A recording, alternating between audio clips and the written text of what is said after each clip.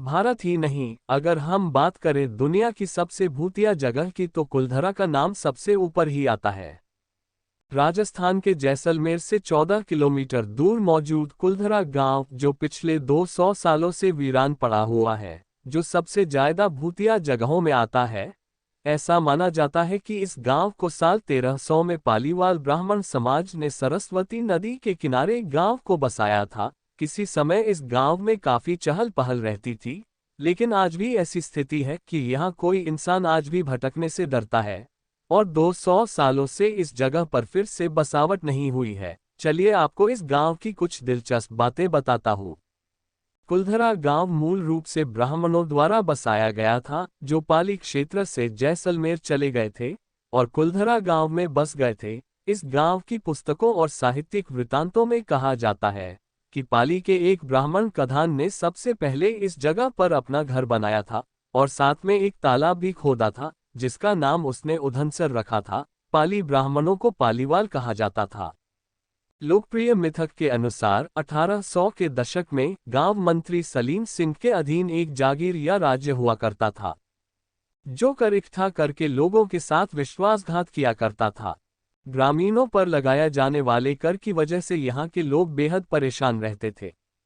ऐसा कहा जाता है कि सलीम सिंह को ग्राम प्रधान की बेटी पसंद आ गई और गांव वालों को इस पर धमकी दे डाली कि अगर उन्होंने इस बात की विरोध करने की कोशिश की या रास्ते में आए तो वह और कर वसूल करने लगेगा। अपने गांव वालों की जान बचाने के साथ साथ अपनी बेटी की इज्जत बचाने के लिए मुखिया समेत पूरा गांव रातों रात फरार हो गया।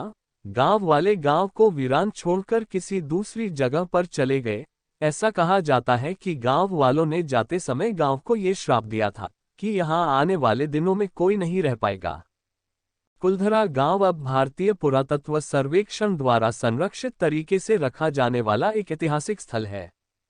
पर्यटक यहां घूम सकते हैं और उस समय के दौरान ऐसा क्या हुआ था, जैसी झलकियां आपको यहां देखने को मिल जाएंगी। कुलधरा क्षेत्र एक विशाल क्षेत्र में फैला हुआ है, जिसमें लगभग 85 छोटी बस्तियां शामिल हैं। गांवों की सभी झोपड़ियां टूट चुकी हैं और खंडहर हो चुकी हैं। यहाँ एक देवी मंदिर भी है, जो अब वो भी खंडहर हो चुका है। मंदिर के अंदर शिलालेख है, जिसकी वजह से पुरातत्वविदों को गांव और इसके प्राचीन निवासियों के बारे में जानकारी इकट्ठा करने में मदद मिली है। गांव में आप रोजाना सुबह 8 बजे से शाम 6 बजे तक घूमना फिरना कर सकते हैं। चूंकि ये जगह भूतिया मानी जाती है, इसलिए स्थानीय लोग सूर्यास्त के बाद यहाँ का द्वार बंद कर देते हैं। यदि आप कार से जा रहे हैं तो कुलधरा गांव के लिए एंट्री फीस 10 रुपये प्रति व्यक्ति है और अगर आप अंदर गाड़ी से जा रहे हैं तो 50 रुपये फीस है।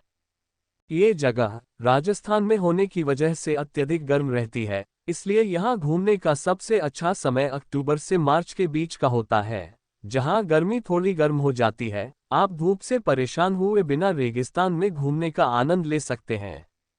कुलधरा गांव जैसलमेर के मुख्य शहर से करीब 18-20 किलोमीटर की दूरी पर है, इसलिए राजस्थान में यात्रा करते समय जब आप जैसलमेर पहुंचते हैं तो आप शहर से कैब ले सकते हैं।